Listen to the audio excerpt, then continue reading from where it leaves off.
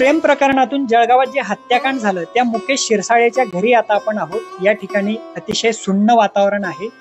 मुकेश शिरसाळेचं कुटुंबीय आता आपल्या सोबत आहेत, आपण त्यांच्यासोबत बातचीत करूया। नेमकी त्यांची आता या घटनेनंतर काय मागणी आहे। माझ्यासोबत आता मुकेशचे वडील रमेश शिरसाळे आहेत। काका, काय सांगाल या प्रकरणानंतर आता तुमची काय मागणी असणार आहे, काय सांगाल? त्यांना काळाच्या काळी शिक्षा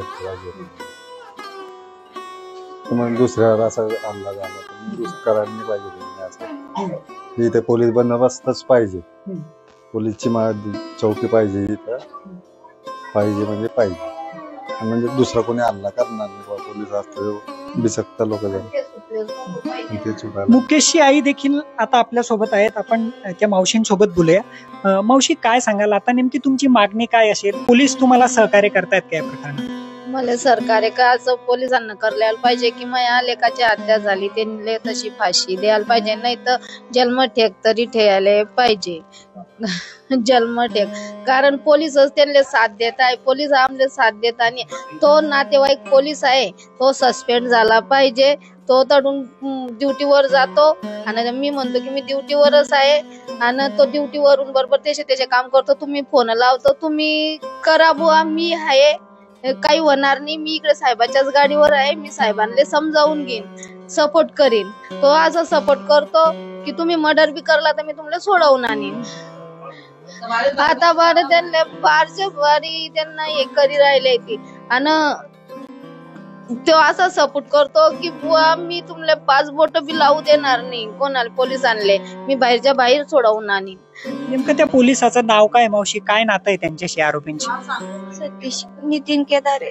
नितीन केदारे तो पोलीस मला न्याय द्या असं। मला 2 मुलं। नितीन केदारे। नितीन केदारेचं आरोपींची नातं काय आहे? त्यांचा भाऊ आहे, भाऊ भाषे ते त्यांचे। हे सगळं मारहाण ज्या वेळेस झाली, नितीन केदारे स्वतः त्या ठिकाणी होता का? सगळे होते आणि तो ड्युटीवर होता, तो होता नाही ड्युटीवर होता, पण त्यानं सांगितलं की तुम्ही करा, मी ड्युटीवर आहे, मी कधी तिथं राहिला तर माझं नाव येईन, माझं नाव यायला नको पाहिजे। तो म्हणतो मी सांभाळून घेईन, इकडे तुम्ही तिकडे मर्डर बी केलं तर मी इकडे सर्व सांभाळून घेईन, आणि तो ड्युटीवर राहतो। म्हणजे आमले असं सबूत काहीच सापडत नाही त्यांचा वाला। मावशी, आता या घटनेनंतर पोलिसांनी काही आरोपींना अटक केलेली आहे, काही पोलीस अधिकारी पण या ठिकाणी भेट द्यायला आले होते, तर तुम्ही हे मुद्दे त्यांना सांगितले का? सांगितले सर्वांना, तर सांगितले आम्ही 3-3दार सांगितले की त्यांना जलम टेकवायला पाहिजे आणि आमले न्याय भेटायला पाहिजे। माया लेकाले माया सामने हत्या मागून केली त्यांना, माया लेकाची कोयते टाकून मारलं माया लेकाले दवाखान्यात बी नेऊ देत नव्हते ते, आम्ही रिक्षा पाहत होते तर आडावत होते माया लेकाले, म्हणून माया लेक वाचला आणि माया लेकाला कधी आम्ही दवाखान्यात नेते तर माया लेक वाची जाता। त्यांना रिक्षा पकडून घेतली, आमल्या तडी रोडवर बी हाण मार करली। माया देराले, माया देरानीले, माया पुतनीले, माया पुतण्याले घाव लागेलाय सर्वांले, तेच 5-6 जण जखमी ती आणि आणखी मर्डर करून हिडो बनाई राहिले की एक मरला, अजून लहाना भाऊ मरीन, सोन्या शिरसाळे मरीन, गणेश पगारे मरीन, करण निरकंठ मरीन। आज यांना मारू आम्ही सुटू तर जाऊच, आमचं कोणी काही करू शकणार नाही ते असे म्हणता। आम्ही 6 महिन्यानं आम्ही वर्षानं सुटूच, पण त्यांचा हिडो बी आमच्या जो कुरूप आहे ते वर्षानं बी सुटले तर ते म्हणता आम्ही तुमचं कांड करूच, आम्ही तुमले मारीच टाकू, अजून जाऊ जेलमध्ये, अजून सुटून जाऊ। ताई, ज्यावेळेस तुमचा प्रेमविवाह झाला त्यानंतर तुमच्या माहेरच्या कुटुंबियांकडून काही त्रास दिला जात होता? शेवटपर्यंत झगडाच केलं, त्यांनी मारूनच टाकलं।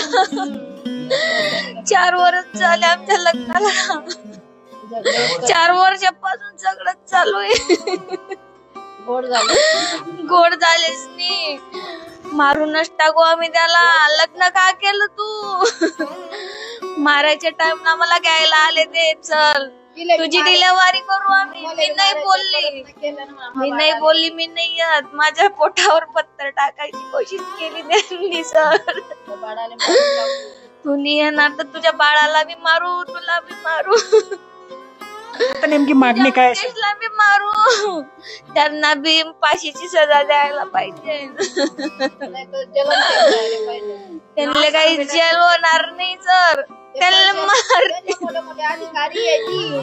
त्यांच्या मोठ्या त्यांच्याकडून अधिकारी आहे ती. आमच्याकडे कोणीच नाही. त्यांना काही कोणी जेल करणार नाही. ते पैशांवाले पैसे बरी सुटी जातील. ते आमले ते सुट्याले नको पाहिजे. नाही सजा झाली जलमटक तरी त्यांना झालीच पाहिजे. आमची हेच मागणी आहे. आमची दुसरी कोणची मागणी नाही.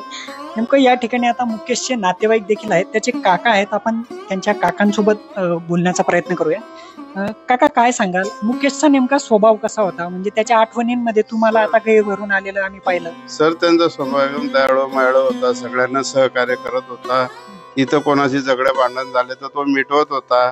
कोणाला असा त्रास होऊ देणार नव्हता. पोलीस स्टेशन लोक तुम्ही बातमी नका जाऊ देऊ, तुम्हाला तिथं त्रास होईल, तुम्हाला पैसे भरावे लागतील, हे असं तसं. व तो इथं सगळ्याला समजून सांगत होता, काही झगडे भांडण करू नका, असं तो मन मिळव सगळ्याला करत होता.